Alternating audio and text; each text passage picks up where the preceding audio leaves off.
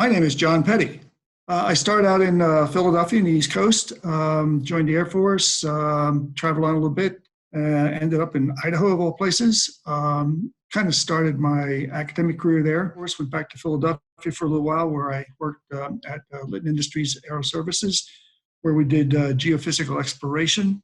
I worked on some very exciting projects, did the first airborne laser altimeter, started a company on the side, which I called Problematics Laboratories, and I had a couple of clients, and one of the clients liked what I was doing, invited me to join his organization. We did a startup in San Antonio, Texas. So I moved to Texas, and there we built photogrammetric equipment. You would take aerial photography, very, very high resolution aerial photography from a stable platform as you could get, taking pictures, overlapping pictures, which would then create 3D stereo models on a thing that was called a rectifier. A rectifier basically compensated for what the airplane was doing, so you could flatten out the picture and then get a 3D image of it. And then we would scale off of that and get dimensional information and strategic information and some, information that was interesting at the time to government agencies that have 3 letters in them. And then left that company and started Data Graphics Corporation, and also in San Antonio, Texas, and ran Data Graphics for so many years, measuring the XY coordinates for cutouts for integrated circuits. Back in the old days, says the old guy, used to take a bilaminar sheet and with a very sharp knife, cut the top layer of it, peel it off, and then that would create the pattern that the integrated circuit lithography was made from. It was very, very important to get the XY coordinates correct. And so I invented a few things that made that possible. And we were getting accuracies to mechanical system, mind you, to almost 100,000ths of an inch across a spectrum of about 1.5 meters. Sold that company, and in the process of doing that, got moved to California. We took over another company after I got out here called Fluidyne Systems, and the name beguiles what they actually did, but what I did, in fact, just one of my proud moments and possibly my last engineering effort was I designed and built the data acquisition systems for the nuclear waste plants that are at Savannah and Hanford. And I was able to build a multi-array system that could measure parts per million in terms of microvolts of temperature differentials of these waste tanks where they were dumping all this sludge and stuff that are still cleaning up Hanford. And I don't know if my systems are still up there functioning or not, but anyway, I did that. 77, I sort of took over a company called Comark Design, which was doing GIS, graphical information systems. We did geophysical information systems, which were multi-layer systems about any geographical area you'd like, but we did it with polygons and rather than grids. Whilst at Comark, was the name of that company, Comark Design, I met and engaged with a couple of guys who were building an experimental raster display system, which we wanted to use for our GIS. So we started Jupiter Systems. Jack was the hardware engineer, Pete was the software engineer, and I was the exec, the guy that swept out the rooms and emptied the garbage and stuff like that, and signed payroll checks. We built one of the first 1280 by 1024 high-resolution graphics display terminals. We called it the Jupiter 12. I'm proud to say that ours was accepted by the BBC and used in their weather mapping systems that they ran, and did that for many, many, many years. So if you ever watched the weather at BBC, you were looking through one of our systems. Jupiter continues to run today. And is doing well. So in 1981, I decided I was going to retire and do what you do, which is write science fiction. And later I'm going to ask you how I get an agent. But anyway. Well, wait a second. I got to make sure you understand this. There are 2 Ed Kramers. And I'm not the one who writes science fiction. That guy, that Ed Kramer, also has some legal issues that I don't want to even be associated with him. Okay. Well, in any case, my ambition was to do that. Whilst I was doing that, people kept calling me, former investors, former customers, so forth. Said, really sorry to hear that you left. And, oh, by the way, would you help us with a project? Because I'm such a clever guy, I figured out in a month's time or less that I was in the consulting business. So my retirement period lasted about a month, maybe a month and a half. So that caused me to start Jon Peddie Associates, which I did in, like I say, 81 or 82. I can't remember the exact date, and started hiring friends, employees that I had at other companies. We decided, well, this is the perfect time to go into the report business. So with that much planning, right, using all the skills and I have as an MBA, I took, not even one spreadsheet and said, okay, we're in the report business. I would send them faxes. And I got the nickname Mr. Fax, and because I would send them out every other day. I was as prolific with faxes back then as I am with email now. And I would send them ideas that I had either for their products or in general, or things that I had discovered or things I had heard or, whatever, newsy kind of stuff. And one of the clients said to me, this is pretty good stuff, John. You ought to do a newsletter. So now we were doing consulting, newsletters, and reports. And then this colleague of mine, Fred Dunn, said, how can we report on these things if we don't know how well they're working? Okay, well, let's go into the benchmark business. So we did that. We actually even wrote a benchmark program. We called it Windows Integrated Test Suite, which had the acronym of WITS. There was some funny side effects of that. So did that, Jon Peddie Associates, running those 4 business channels up until 1999, and then I sold that business to a large publishing company, Penton Publishing. And, luck be with you, it was the beginning of the internet bubble. So I got the ride up. The ride down wasn't quite as pleasant.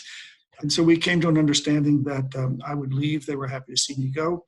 I was happy to leave. I realized I was not cut out to work in a large corporation. And so I left and started Jon Peddie Research in 2001. And I used to make a joke about how easy it was to take a JPA Associates and make it a JPR. In fact, I even had a business card where I jimmied it up like that, just to make a joke. Anyway, so we started Jon Peddie Research around 2000, and basically carbon copy the same business plan: consulting, research reports, a newsletter, and benchmarking.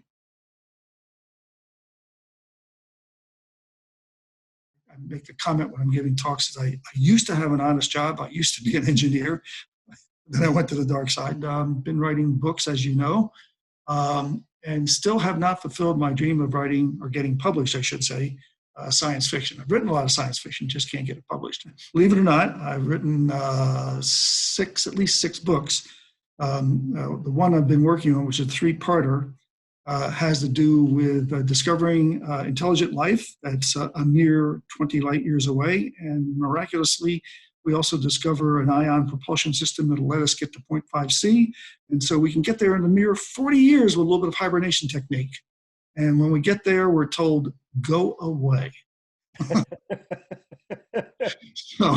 So the punchline of the book is, we went through all this trouble. It's a great thing. First contact, they don't want to have contact with us.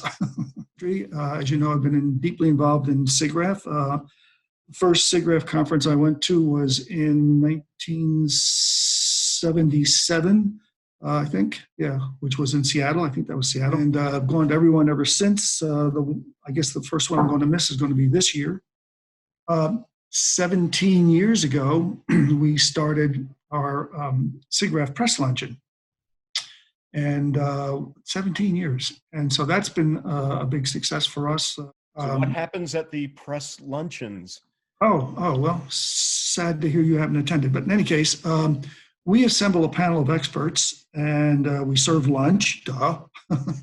And then we have a discussion, contemporary topic discussion with this panel of experts. Kathleen Moore conducts that. I do an introductory discussion about the overall computer graphics market size and what's going on with SIGGRAPH in general. We managed to take 3 hours of event and squeeze it into an hour and a half. I don't know how we do that. We talk very, very fast. And we make the people eat while we're talking. And then we have a raffle where we give away gifts from the sponsors and so forth. And it's been very, very successful, very well attended. In fact, oversubscribed every year. The first one we did, which was in San Antonio, which is the favorite title, and I want to redo this one, is are we done yet? And the idea being is that, remind you, 17 years ago, CG was so damn good. I thought, are we done yet? You know, what this stuff is. Well, I could ask the same damn question today, couldn't I? And I'd probably get the same answers. Hell no, we'll never be done. And so that was one of my favorite statements, one of my throwaway lines, or one of my slogans is, in computer graphics, too much is not enough. And which means that, you know, we're just never going to have enough cycles, enough memory, enough anything to really be able to do what we want to do, which is create reality. As the computing power increases and it does get faster, well, then there's just more crap you can stuff into a scene.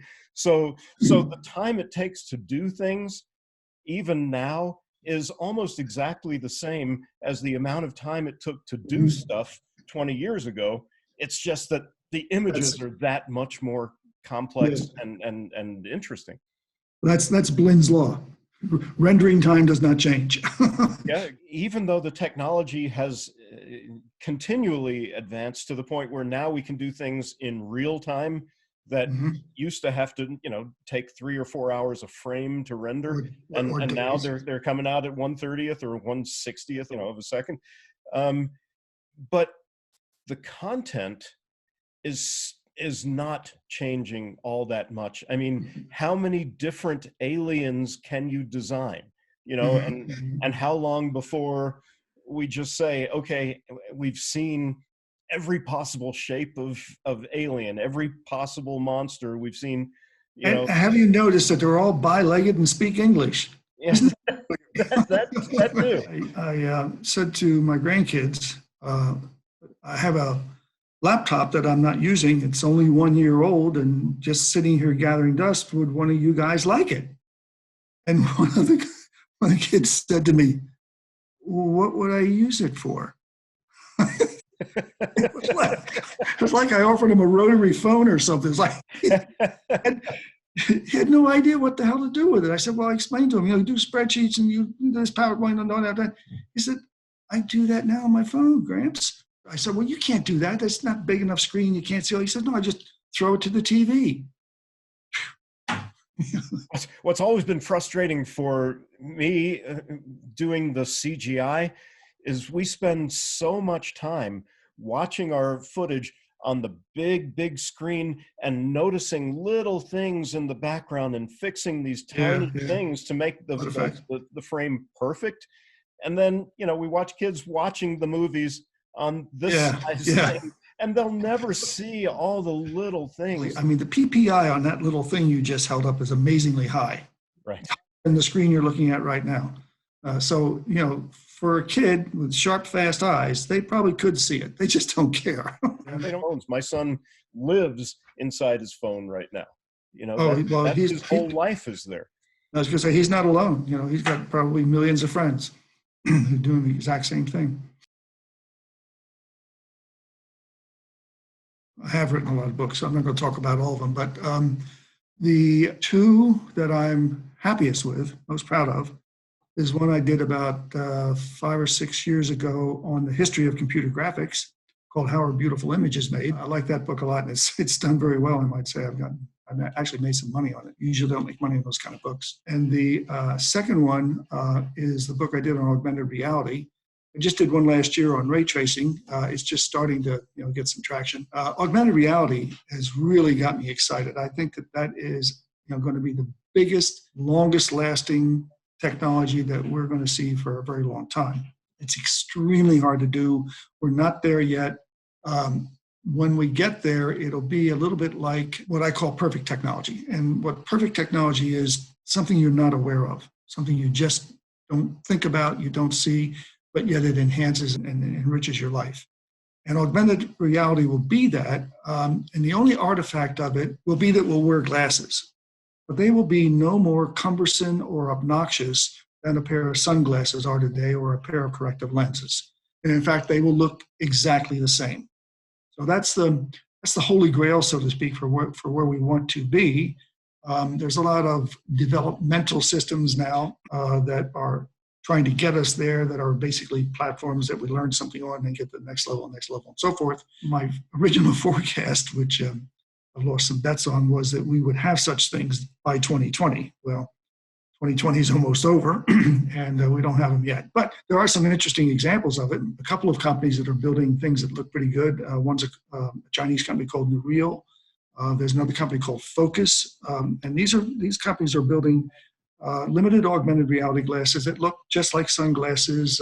They rely on a companion device like your smartphone or perhaps a specialized little thing, because you can't really put all the stuff in the headset that you need to have there because of weight and power and heat and other things like that. The social impact of fully realized augmented reality is going to change the way we live. It's going to improve the quality of our lives beyond your imagination, not the least of which would be that you could be speaking Chinese to me now, and I would be speaking Portuguese, and we would in real time understand each other with all the subtle nuances and cliches and colloquialisms associated. That's coming. We can almost do that now with smartphones.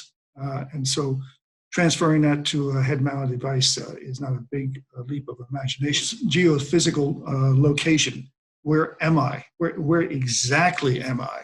Right? Not, oh, I'm in Northern California. I'm sitting in this chair in my dining room right now. Tell me where I am within a quarter of a meter or less. So that's going to come. The recording of our lives. This is a biggie. Think of it like being your personal black box, the kind of thing they have on airplanes. When airplanes crash, they'll go get the black box, find out what happened. Well, we will effectively have our own personal black box. And so it will record, and of course you can turn this off or on if you choose to, but it'll record everything we're doing, which is, frightfully interesting, of course. Look at what I'm doing. It's made Facebook rich. You look what I had for dinner. Who cares? But anyway, we'll be recording it. And if there is a situation where there is a conflict or a disagreement about what happened, he said, she said, right? Or, take a worst case scenario, you're involved with an altercation with the police. And we all know the police are perfect and absolutely objective. There would no longer be a discussion or a disagreement about who did what or said what. We would have this Asimov character, the perfect witness, right? This perfect witness would be a record. And it wouldn't just be us, it would be everybody involved in the situation who would be recording this. Cops are doing it now with their cameras on their shoulders.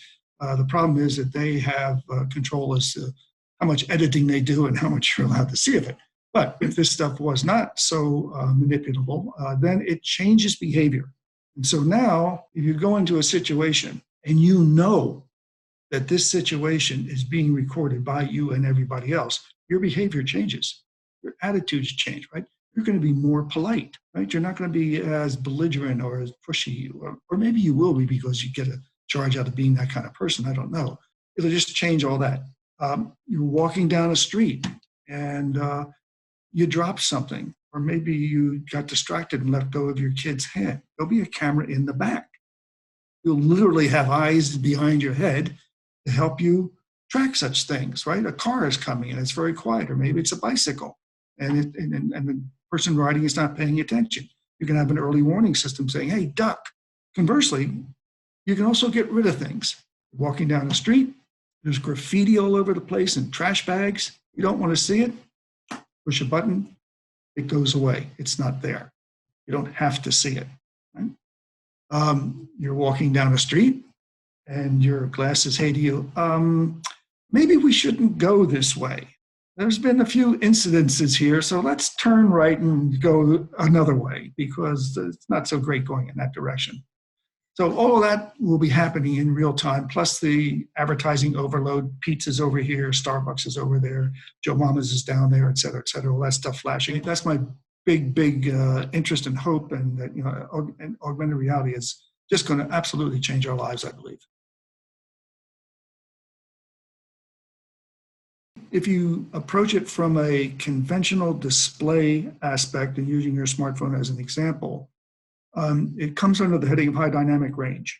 And so we now have 10-bit high dynamic range, which gives us a pretty good spectrum of lights to darks and so forth. Our human capability, our eyes, have a high dynamic range of almost an order of magnitude greater than that. And an example is you can see things on the ground in moonlight. With a half a moon, you can see it, right? Your eyes can get enough information, your acuity is good enough that you can see that, and you're just fine. And if you suddenly walked into a house or a bunch of floodlights went on because it's a movie set, right? It takes milliseconds for your eye to adjust to that. And you still can see what the moonlight shadow looks like on the ground whilst this big, Klieg lamp is in your face.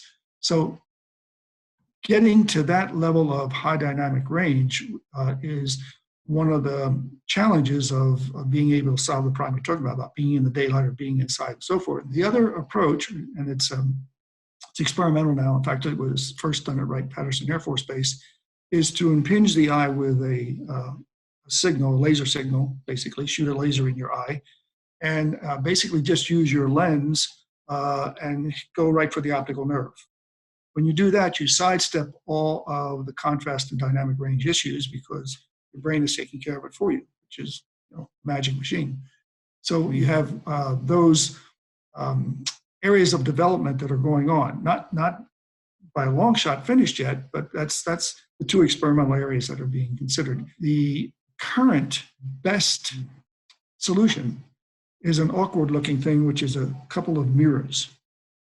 And if you're not concerned about consumer appearance, if you're doing it for scientific engineering and so forth work, then a big kind of bulkier headset, something like Microsoft's HoloLens, for example, that's going to be acceptable. And so that machine can get pretty good high dynamic range in a variety of environments. Lots of great problems out there. I mean, if you were advising a group of undergrad students for a career path through to a PhD, the two places I would point them is bioengineering and augmented reality. That's where our future is.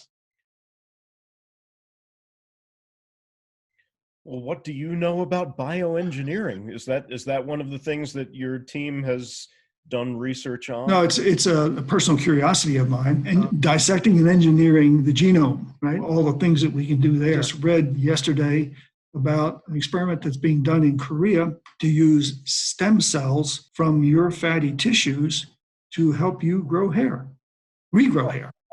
And they showed these results, and it actually does work. And it's using your own body, right? You take a shot, pull out some fatty tissue, a little processing on it, right? It's got stem cells in it, and the stem cells go up there and they say, oh, we're hair today. Well, hair today, hair tomorrow, right? Hair today, hair tomorrow. What about 3D printing? Where do you see that taking us into the next 10 years? Yeah, I've never gotten excited about 3D printing, not because of what it does or can't do, because it does miraculous things. The problem I have with 3D printing is the time. It just takes so long. I mean, think about it. You're building something a molecule at a time, right? Well, there's a lot of molecules and things. HP had an idea, which I don't know if they ever completed or not, but they thought, well, why can't we use parallel printers and do it faster? They were experimenting with that. Like I say, I don't know where they are in that development, but the difficulty is it's a serial process, with a data rate of a molecule that just is such a time sink. So we have to find some other way to do it. But it's a fascinatingly high potential solution for us. So the things that we'll be able to do, from building organs, making food, making automobile fenders, to almost what you can think of. And with graphene as being one of the elemental components being used, this stuff is stronger than steel, and lasts forever, is bulletproof, is radiation proof, is everything proof that you can think of, maybe even 100% proof. You seem to be making your living by learning about everything that's going on in high-tech domains. Yeah, so which is great. I mean, that's a great business model to have. What do you use as your sources? How do you stay personally informed about all of the things that you write and blog about? Read. Just constantly reading. I mean, my day I start very early in the morning, somewhere between 5 and 5:30, and it's just scrounge the web, looking for stuff, following trails. Most of them are dead ends. Most of them are just echoes of somebody else. It's not the most efficient process, but you just have to, churn through a lot of stuff. You start to see, relationships between things, and so allows you to get information that might not be obvious at first. It's what I've been doing since the 80s, Mr. Fax Man, things. I say, hey, look at that. And then I ship that off to a client and I say, look at that. What do you think of that? And then they come back and they say, well, once again, Peddie, you are a flaming idiot, so leave us alone. But sometimes they say, yeah, it's a good idea, go pursue it. How do you find your clients? This is going to sound really, really egotistical, but I don't. They basically find me. I don't think I ever made a cold call, right? I publish a lot of stuff. I give talks at conferences. I do a lot of consulting and so forth. And I've been doing it for a long time. So people just kind of call me and say, hey, do you know anything about? It's the best call in the world. I get that call. I say, thank you, because first of all, I probably don't know anything about it, but now I've got a target, right? And I will know something about it pretty damn soon if you give me a chance. And secondarily this is an alert signal. This is saying, hey, somebody's interested in this. They can't be the only one in the world. So let's go find out what that's all about and see if it has something to do with computer graphics. I have been singularly focused on computer graphics. My slogan is chasing the pixel. And so if it's outside of that, then I don't pay too much attention to it. But if it's got something to do with making a pixel better or faster or whatever, then I'm interested in pursuing it and finding out what's going on. You got started in this in the 80s, and it's now 2020. Yeah, don't My do God, you've seen things change. So how would you describe the evolution of the CGI industry from the time you started as a consultant to now? The pixels got smaller. And a lot more of them. This big. Now they just and actually that's a good measure, because the pixels did get smaller. You look at the early CG stuff, and they were big chunky things displayed on CRT that weighed as much as your kid does maybe. And the resolution was, not even VGA in the early days, right? It was CGA. So they were big, funky pixels, and they didn't move very fast, and they had a very limited color spectrum. And, computer graphics has benefited from Moore's observation about the doubling of density over some period of time. The period of time can vary, but the concept is valid. His observation and argument was about economics, but it turned out to be so applicable to technology in general that it has become a yardstick for us. It made it really easy to be a futurist. When Moore's law started to sink into the industry in general, we suddenly realized, we have this extrapolative tool that we can predict the future. It so empowered venture capitalists, because people would come in with ideas to venture capitalists and say, look, I got this flatostrat. And they go, well, that's going to be obsolete before you leave the building. Because the guy inventing the flatostrat didn't have this concept of how technology was going to move. And so the VCs latched onto that, and to their credit, I might be the only person to ever say give credit to a VC, but they funded some really interesting companies as a result. And yes, there have been a bunch of companies that might have also been interesting and didn't get funding because of blah, blah, blah. That helped propel the industry. It put resources, i.e. money, into future development and technology, and it just feeds on itself. It makes things go even faster. Well, I remember back in 1981, 82, I was doing computer graphics on a machine called the Scanimate, which was an analog computer.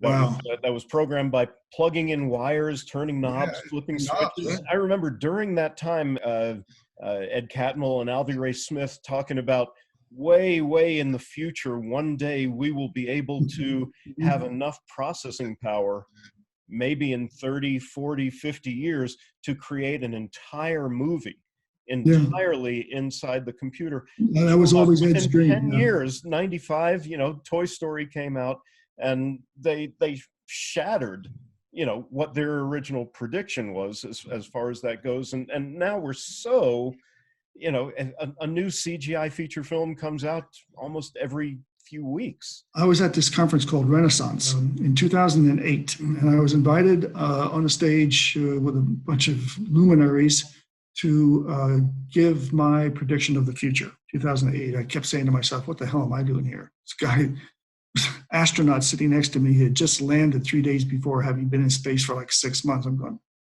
what am I going to tell this guy? Anyway, they said, what's your prediction, Peddie? And I said, well, in 10 years, there will no longer be live actors in movies. And I got kind of scoffed at, and people just thought, oh, what an idiot. 5 years later, we had Gravity, right? Mm-hmm. So my prediction was a little too long. Right. But that was the extent of my imagination at the time, based on what I had seen and known and extrapolated and so forth, that I could predict that, 10 years from now, CG will be so great, we won't have to, have a makeup man fix up the face of the actor 3 times so they can do one shot. It'll all be done in the computer. It'll be great, and it'll look just like the actors. I think 2008 was the year that Benjamin Button came out, and that was so right when you were making your prediction, it was already happening because of the work of Paul Debevec and mm-hmm. Others. We still need the actors to create the performance. Let me switch gears a little bit here and ask you about your involvement in SIGGRAPH, because I know we're speaking right now as a former Pioneers Chair talking to a current Pioneers Chair, which is kind of funny. You're asking for a 60-year history of my life. SIGGRAPH has been, as any good conference is, a collection of people to share ideas. And that's how it got started. It was a users group, and hey, and you would share things that you had developed. Hey, look what I did. I found out that you can use this routine and so forth. And it was an opportunity to maybe show off a little bit and brag, but also an opportunity to learn. So SIGGRAPH has always had the mantle, if you will, of this is an educational process. You come to SIGGRAPH to learn. You really can. In fact, it's like drinking from a fire hose.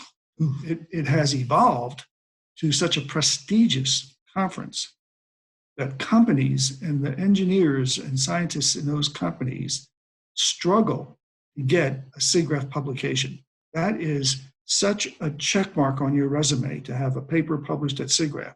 So the peer reviewing at SIGGRAPH, which doesn't get a whole lot of discussion or credit, I think should get a round of applause from the entire industry. There are the leading experts evaluating the papers and proposals from the upcoming experts, the next generation of experts. So SIGGRAPH's value there, I think, is just almost immeasurable. The concept of computer graphics has changed, and the form of SIGGRAPH has changed so dramatically. It's evolved. It's gone through so many periods. I don't know if you remember this or not, but back in the late 70s, early 80s, when you went to SIGGRAPH, there would be semi-trucks in the convention center from the CAD companies. And they would have a CAD design studio set up in the truck, and you would come in and you would see how they do stuff like that. And then, I don't know, we had a recession or something happened, economics changed things. It was no longer practical to do it.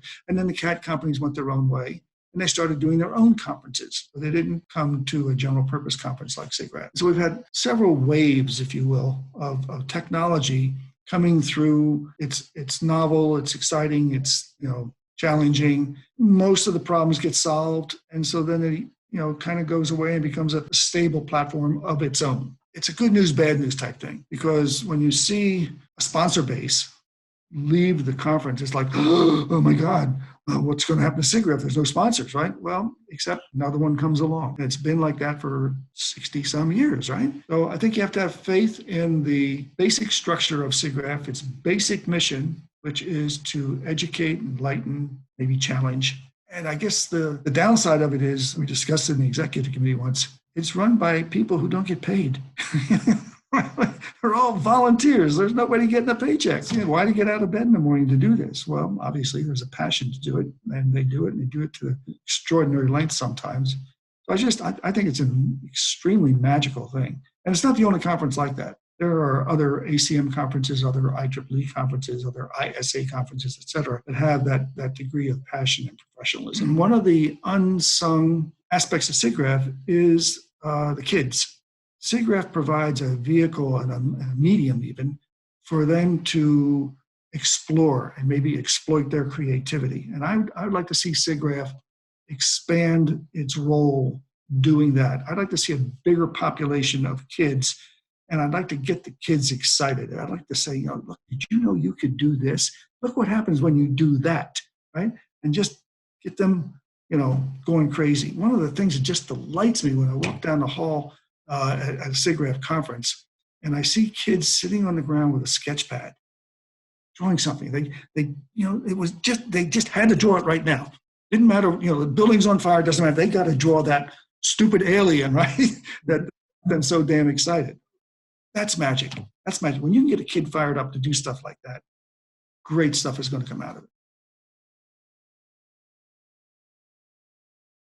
The quest for realism has largely been funded by the movie industry. So, we have to, give credit where credit is. We probably wouldn't be working on some of the problems that we are working on, which have enormous side effect benefits in other technological areas, if it wasn't the big push for the realism that we get out of today's movies.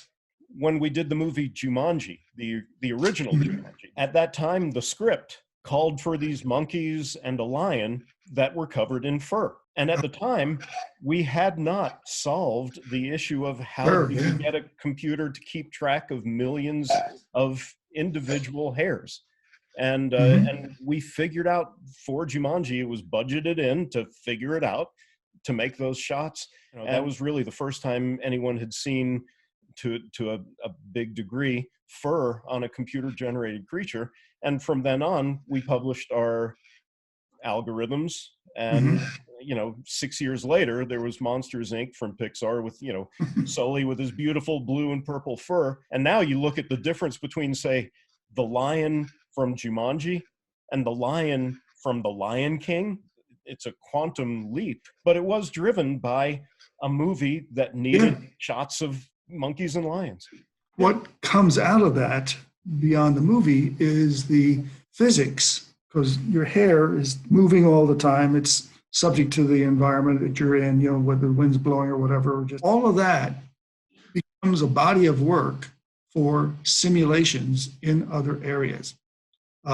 We have hairs in our ear. Besides the joke, right? That's how we hear. We have these tiny little hairs.